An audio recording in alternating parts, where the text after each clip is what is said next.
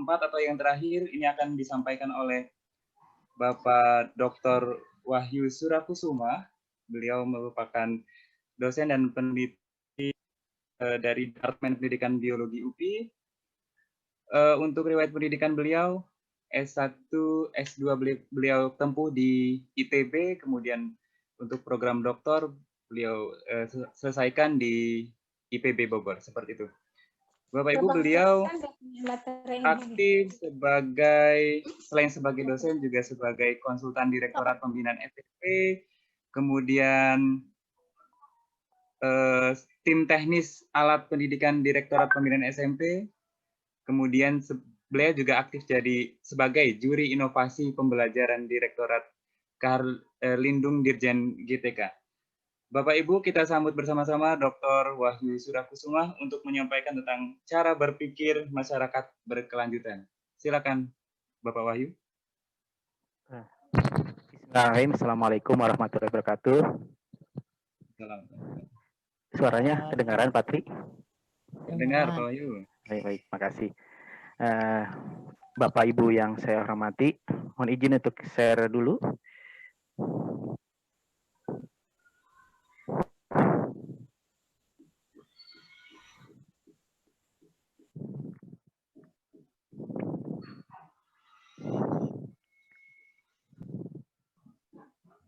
Sudah terlihat? Belum, Pak. Belum, Pak. Belum. Ya, sudah. Saya slide show dulu.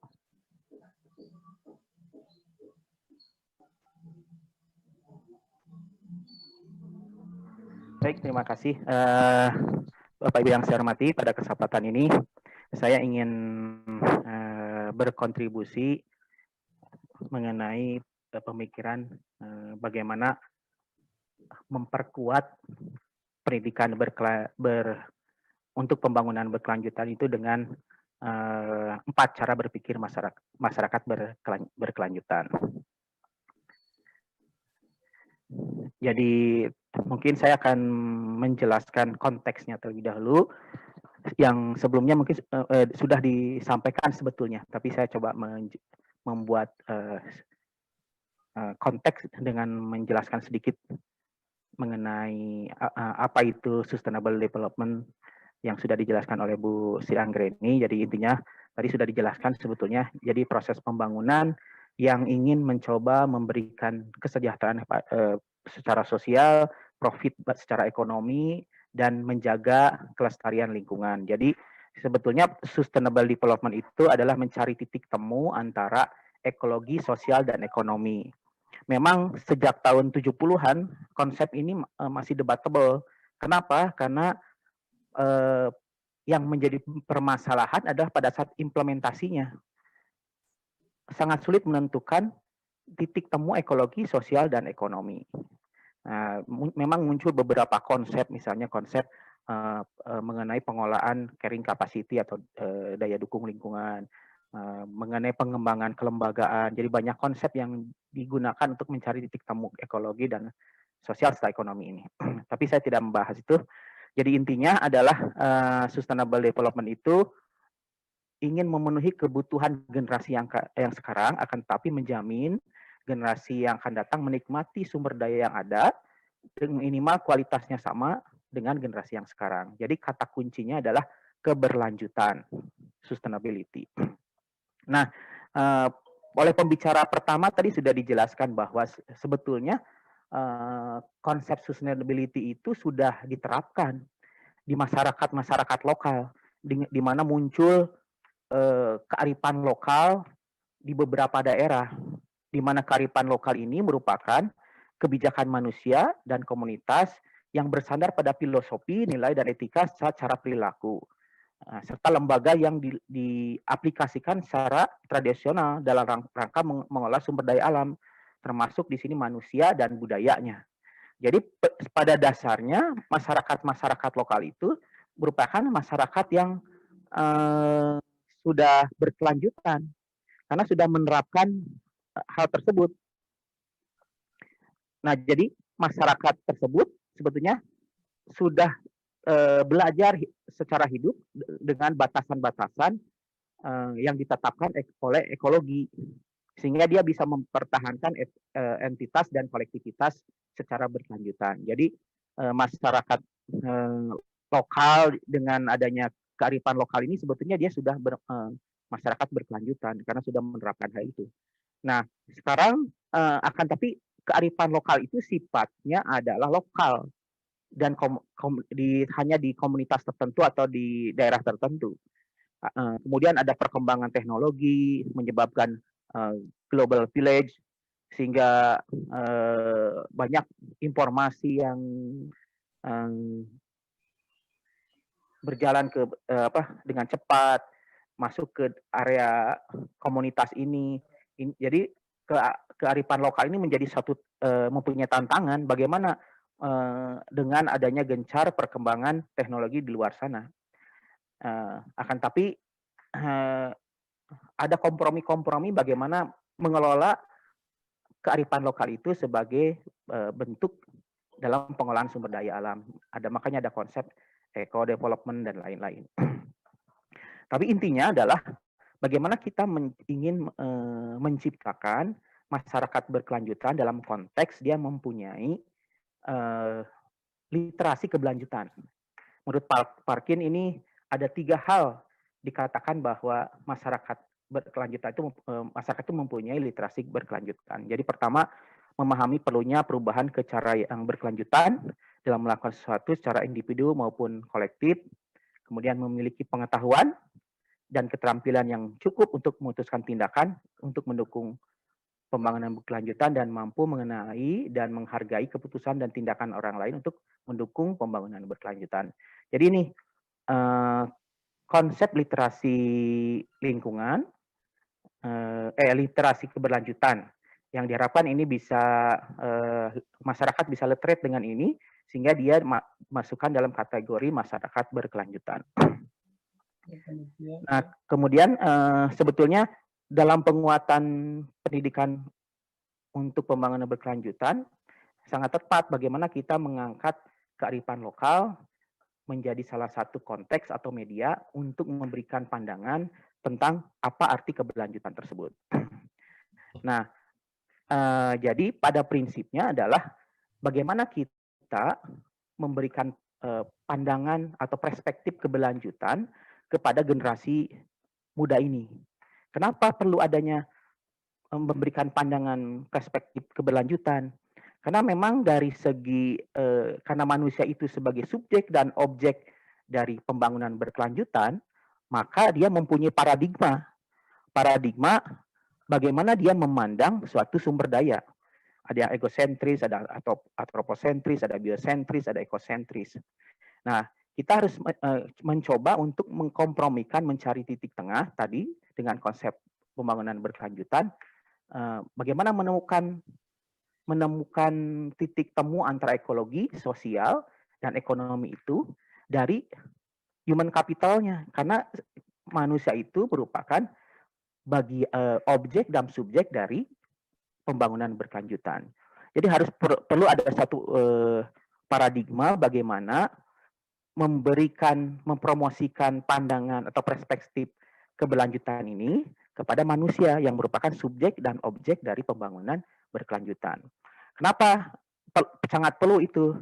Karena pada prinsipnya meskipun konsep sumber daya konsep pembangunan berkelanjutan ini sudah berkembang dari tahun 70-an sampai sekarang, ternyata proses penurunan kualitas lingkungan terjadi seperti yang disampaikan oleh pembicara ketiga Ibu Dr. Anggraini yang mengatakan bahwa ada kehilangan keanekaragaman, ada polusi. Itu menunjukkan bahwa belum ditemukan titik temu itu. Dan faktor utamanya adalah manusia. Manusia sebagai objek dan subjek dari pembangunan berkelanjutan itu. Nah, oleh karena itu perlu adanya satu pendidikan yang mempromosikan bagaimana memberikan perspektif keberlanjutan. Sehingga generasi yang akan datang itu mempunyai pandangan bahwa bagaimana kita melihat keberlanjutan itu. Nah, salah satunya melalui pendidikan. Sehingga diharapkan terciptanya masyarakat yang berkelanjutan. Saya ingin mencoba memberikan penguatan dari perspektif pengolahan sumber daya alam dan lingkungan. Jadi bagaimana perspektif pengolahan sumber daya alam dan lingkungan ini, cara berpikirnya, karena proses pendidikan itu kan ada proses berlatih bagaimana cara berpikir. Sehingga dengan dilatihnya cara berpikir, maka akan memberikan kognisi bagi orang tersebut, sehingga dia bisa mengubah paradigmanya, sehingga dia mempunyai perspektif dari keberlanjutan itu. Kalau kita lihat dari perspektif pengolahan lingkungan hidup dan sumber daya alamnya, jadi ada 4 hal yang menjadi cara berpikir masyarakat berkelanjutan, yaitu berpikir sistem, berpikir strategis, berpikir masa depan, dan berpikir berdasarkan nilai. Jadi ini diharapkan kalau seandainya mahasiswa atau siswa atau generasi sekarang ini berlatih untuk mempunyai kemampuan atau kompetensi berpikir empat cara berpikir masyarakat berkelanjutan, diharapkan ke depan dia mempunyai perspektif tentang keberlanjutan untuk melihat bumi ini. Nah, mungkin saya akan menjelaskan sedikit satu demi satu 4 cara berpikir tersebut. Yang pertama adalah berpikir sistem. Jadi berpikir sistem itu sebetulnya berpikir yang sesuai dengan dasar kehidupan. Kenapa saya katakan berpikir berdasarkan dasar kehidupan? Karena kalau kita melihat misalnya, unit terkecil daripada kehidupan itu adalah sel. Jadi sel itu sebetulnya merupakan sistem karena di dalamnya ada komponen-komponen organel-organel itu. Ada mitokondria, ada badan Golgi, ada ribosom, itu merupakan komponen-komponen dari sistem yang bekerja sama, dan masing-masing komponen itu mempunyai fungsi, kemudian dia bekerja sama membentuk suatu fungsi yang lebih besar. Itu yang disebut dengan sistem. Jadi sistem itu adalah kumpulan dari komponen-komponen yang masing-masing mempunyai fungsi tertentu, tapi dia bersinergi membentuk suatu fungsi yang lebih besar. Jadi kalau kita begitu juga kalau seandainya kita melihat dari konteks bagaimana sumber daya alam ini, termasuk manusianya yang ada di dalam, berperilaku.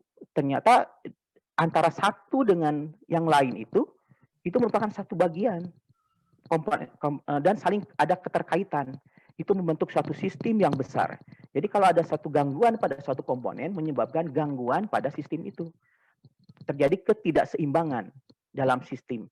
Nah, ketidakseimbangan inilah yang menyebabkan gangguan bagi keberlanjutan dari sumber daya alam dan lingkungan tersebut. Nah, oleh karena itu, pendekatan dalam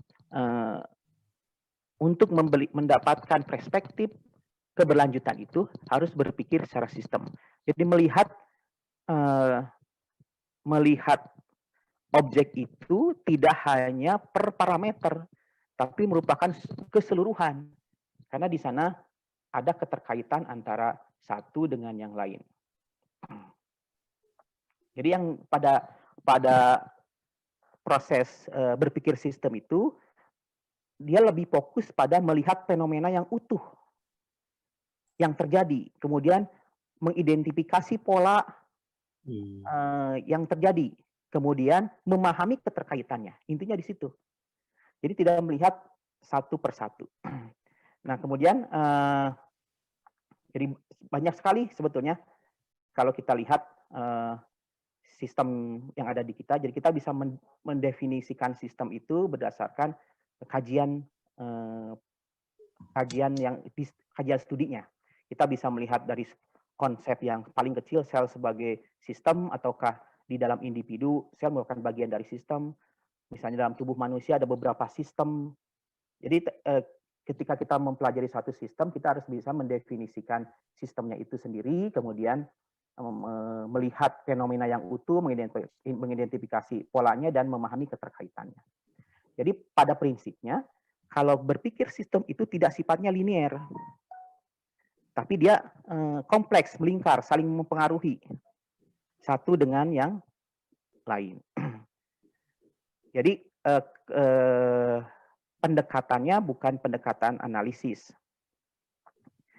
Nah, kalau dalam berpikir sistem pun dia sistemnya sintesis. Sintesis itu agak berbeda dengan analisis.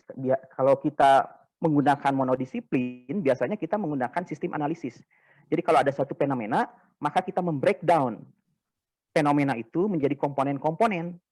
Kemudian kita melihat apa pengaruh komponen A, apa pengaruh komponen B, apa pengaruh komponen C, begitu. Tapi kalau dengan berpikir sistem, pendekatannya adalah sintesis. Sintesis itu mencoba melihat pola, melihat fenomena utuh, melihat keterkaitan dengan mengkombinasikan komponen-komponen dalam sistem. Jadi arah melihatnya seperti itu. Jadi yang dilihat holistik, kompleks. Jadi pada saat berpikir sistem itu, antara melihat bagian dengan melihat bersama-sama, dilakukan melihat secara keseluruhan, dilakukan secara bersama untuk melihat hubungan interkoneksi dan dinamis. Nah, nanti akibat dari kombinasi-kombinasi itu akan bisa memunculkan satu hal produk yang baru. Misalnya kenapa terjadi pemanasan global? Pemanasan global itu ternyata banyak sekali faktor yang terlibat. Kita bisa mendefinisikan sistemnya apa yang pengaruh terhadap pemanasan global, ada komponen-komponennya, kita melihat semua komponen dengan pola keseluruhan dilihat secara bersamaan. Jadi kita melihat antar koneksinya itu. Kenapa terjadinya peningkatan suhu? Itu proses sintesis dari beberapa variabel yang berkombinasi. Nah, ketika kita berpikir sistem pun ada beberapa hal yang lain yang menjadi fokus kita, yaitu adanya kemunculan, di mana kemunculan itu tadi akibat adanya suatu interaksi dari komponen-komponen itu, sehingga akibat interaksi itu muncul suatu hal yang baru akibat dari proses interaksi tersebut. Jadi kalau kita dengan berpikir sistem, dengan melihat pola, dengan melihat keterkaitan, dengan melihat fenomena itu, kita bisa melihat kemunculan-kemunculan akibat dari interaksi tersebut. Nah, selain itu juga dalam berpikir sistem itu ada yang sifatnya umpan balik. Umpan balik itu ada dua hal. Ada yang sifatnya menguatkan, reinforcing, ada yang sifatnya balancing. Kalau reinforcing itu bisa positif, bisa negatif. Jadi kalau positif dia malah meningkatkan. Kalau negatif itu malah menjadi berkurang. Misalnya contoh yang mudah saja. Kalau Bapak Ibu mengajar misalnya, ada anak menyampaikan pendapat, terus Ibu Bapak menyampaikan, wah bagus. Nanti kalau saya punya masalah lagi saya akan tanya Anda ya. Nah itu reinforcing positif. Anak itu akan termotivasi sehingga dia akan belajar lagi lebih lama, lebih intensif lagi. Tapi kalau misalnya dia menyampaikan suatu pendapat kemudian dikatakan kamu anak kecil tidak tahu apa-apa, itu reinforcing-nya negatif, malah menurunkan motivasi daripada anak. Begitu juga sama halnya dengan di sistem berpikir sistem. Misalnya dalam konteks hutan, kenapa kalau hutan gundul itu susah sekali untuk reboisasinya dibandingkan hutan yang belum gundul. Kenapa? Karena ketika kalau terjadi proses kematian dari tumbuhan di sana, dia akan menambah humus. Tapi kalau di hutan gundul, penambahan humusnya relatif lebih sedikit. Jadi kalau di hutan alami, tumbangnya tumbuhan atau matinya tumbuhan itu mengenrich, memperkaya nutrisi yang ada di sana. Dia memberikan umpan positif terhadap pertumbuhan-tumbuhan yang lain. Sementara kalau pada saat penggundulan, maka dia akan mengurangi, dia umpannya umpan negatif. Ada yang disebut dengan umpan balancing, menyeimbangkan. Menyeimbangkan itu artinya ketika misalnya yang paling sederhana adalah antara pemangsa dan yang dimangsa.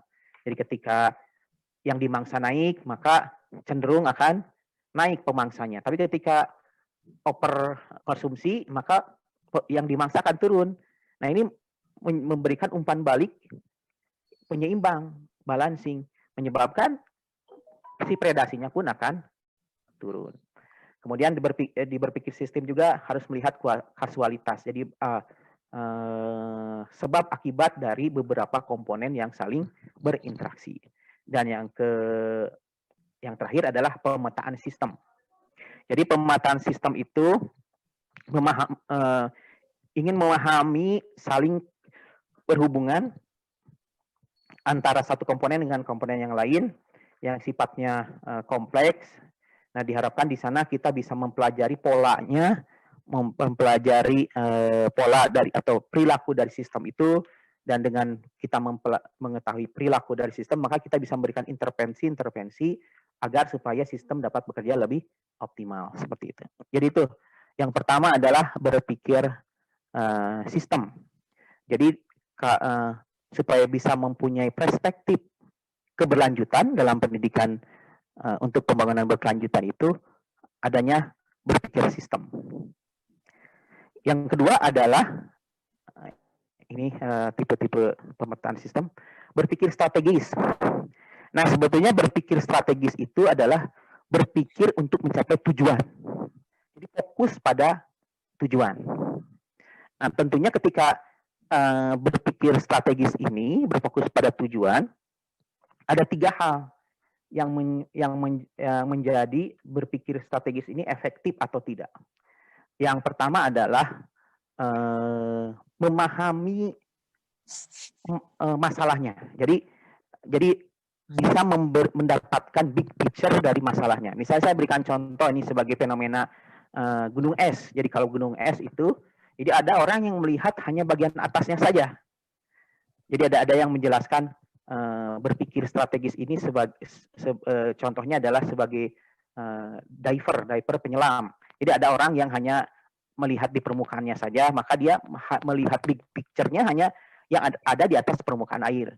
Ada diver yang hanya snorkeling, maka dia tidak hanya di permukaan tapi agak ke dalam. Ada yang diver sampai ke bawah, ada yang free diver. Jadi keefektifan dari berpikir strategis itu adalah menangkap big picture dari suatu sistem, permasalahan dari suatu sistem. Kalau dia memahami perilaku dari sistem itu, maka dia akan memberikan suatu pemikiran strategis yang komprehensif, yang akan lebih baik solusinya dibandingkan dengan yang tidak mengambil big picture dari permasalahan atau konteks secara keseluruhan. Tapi intinya adalah bahwa berpikir strategis itu adalah aktivitas kognitif. Nah, setelah memahami big picture dari permasalahan tersebut, maka langkah kedua adalah melakukan alokasi sumber daya. Nah, keberlanjutan itu bisa dilihat dari situ. Seberapa efektif dan efisien pengalokasian sumber daya itu untuk mencapai suatu tujuan dengan melihat big picture-nya itu. Nah, kalau seandainya dia tidak melihat fenomena itu secara keseluruhan, tentunya tidak akan efisien. Oleh karena itu perlu sekali dalam melihat perspektif keberlanjutan itu berpikir strategis. Jadi pertamanya adalah melihat big picture-nya, kemudian yang kedua adalah alokasi sumber dayanya, dan yang ketiga adalah action-nya, sebetulnya di situ. Jadi intinya berpikir strategis itu adalah berpikir bagaimana kita menilai, melihat, menciptakan masa depan untuk diri kita atau sendiri yang fokus pada tujuan. Tapi tentunya tadi harus tahu big picture-nya, sehingga dengan big picture itu kita punya hipotesis untuk mengalokasikan sumber daya dan membuat action untuk pencapaian tujuan yang diinginkan. Nah, yang ketiga itu adalah berpikir masa depan. Jadi berpikir masa depan itu adalah mencari masa depan yang paling memungkinkan. Biasanya kalau kita berbicara masa depan, maka kita cenderung kalau bermimpi itu pasti yang baik-baik. Nah, kalau kita bicara masa depan, maka kadang-kadang kita tidak bisa melihat detail seperti kita melihat masa lalu. Jadi kalau misalnya masa lalu kita tahu pada saat kegiatan Misalnya webinar 5, tanggal berapa, jam berapa lama, siapa narasumbernya, itu detail. Pada saat sekarang detail, tapi kalau kita berpikir masa depan, kadang-kadang kita tidak detail. Nah, oleh karena itu, dalam berpikir masa depan, ada beberapa tahapan supaya kita mempunyai kemampuan berpikir masa depan itu secara efektif. Yang pertama adalah visual thinking. Jadi visual thinking itu kita menginterpretasikan gambar-gambar. Jadi kalau kita punya mimpi, kadang-kadang ini seperti gambar. Ada piksel-piksel yang harus kita gabung, kita susun. Jadi ya kemampuan berpikir visual itu memahami, menafsirkan suatu informasi atau gambar-gambar yang biasanya kita ciptakan karena kita mempunyai mimpi. Tapi kalau hanya mimpi saja, maka kita hanya mempunyai mimpi, tidak akan bisa terwujud. Oleh karena itu, tahap kedua adalah conceptual thinking. Jadi bagaimana kita mengidentifikasi pola,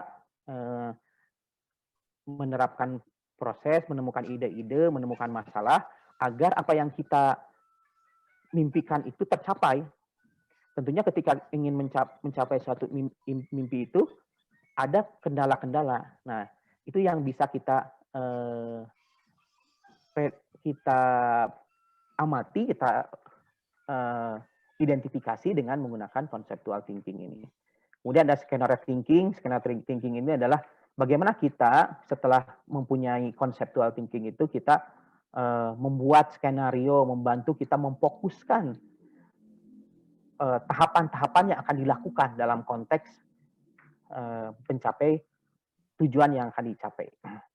Kemudian strategic thinking, nah tadi sudah saya jelaskan, strategic thinking itu adalah bagaimana aktivitas kognisi kita untuk mencapai satu tujuan yang sebelumnya sudah disampaikan di pemikiran kemampuan berpikir strategik yang nomor 2. Yang ketiga, yang terakhir adalah design thinking. Nah, apa itu design thinking? Di design thinking itu merupakan salah satu metode pemecahan kompleks untuk mencari solusi yang efektif dan efisien. Tapi konteksnya itu dalam perspektif sistem. Jadi bukan pendekatannya bukan analisis, tapi pendekatannya sintesis dengan perspektif sistem. Jadi melihat secara keseluruhan dan komponen secara bersama-sama, melihat pola, melihat mengidentifikasi polanya, melihat fenomenanya, melihat keterkaitannya. Nah, kemudian kita fokus pada solusi yang ingin kita capai. Nah, ketika kita membuat solusi, kalau analisis biasanya konteksnya mana yang paling baik. Tapi kalau design thinking, dia mencoba mengenerate solusi yang sebanyak-banyaknya. Nah, kemudian setelah mengenerate, jadi tidak melihat dulu yang terbaik, tapi mengenerate sebanyak-banyaknya. Kemudian dari hasil generate itu, baru kita melakukan uji coba untuk melihat mana yang terbaik. Nah, jadi kalau design thinking itu pendekatannya menggabungkan antara pendekatan rasional dan intuitif. Kemudian sifatnya adductive reasoning, jadi mensimplifikasikan. Jadi artinya konsepnya bukan induktif deduktif yang biasa digunakan dalam pendekatan analisis, tapi menggunakan abductive reasoning. Tujuannya adalah simplifikasi. Jadi tujuannya menyederhanakan semua. Kalau misalnya ada satu sistem, kita tahu polanya, maka kita bisa menyederhanakan. Jadi pada prinsipnya adalah intinya dalam design thinking ini kita harus punya empati. Kenapa? Karena ketika kita mendesain suatu solusi dalam perspektif sistem, maka kita harus bisa memahami pandangan orang lain terhadap permasalahan tersebut. Kalau dalam sistem mungkin saja kita mempunyai pandangan yang berbeda, tergantung bagaimana kita melihat sistem itu. Jadi perspektifnya bisa berbeda. Nah, kekuatannya adalah bagaimana memadukan berbagai macam perspektif ini, sehingga dia berkolaborasi menjadi suatu solusi yang efektif dan efisien. Jadi bisa saja dilihat dari konteks biologi, di konteks kimia, konteks fisika, kemudian menjadi disatukan menjadi satu solusi yang efektif dan efisien. Kemudian ada optimisme. Optimisme itu kita harus selalu optimis bahwa akan ditemukan suatu solusi yang paling efektif. Eksperimental, nah di sini karena kita mencoba mengenerate solusi yang sebanyak-banyaknya, maka proses menguji coba itu perlu dilakukan. Jadi tahapan dalam design thinking itu adalah mendefinisikan masalah. Nah biasanya waktu yang digunakan sebagian besar dalam design thinking adalah mendefinisikan masalah. Karena tadi harus punya big picture untuk permasalahan itu. Karena sifat permasalahannya kompleks, harus bisa mengidentifikasi polanya, memahami keterkaitannya, melihat fenomena umum, utuhnya. Jadi banyaknya di pendefinisi masalah. Nah, setelah kita mempunyai big picture-nya, tentunya kita baru bisa melihat pola itu, kemudian kita membuat iterasi solusi sebanyak-banyaknya. Kemudian kita buat prototype, kemudian dieksekusi dan disempurnakan. Jadi proses eksperimental dilakukan. Itu yang disebut dengan design thinking. Nah, kemudian selanjutnya itu adalah yang keempat adalah berpikir berbasis nilai.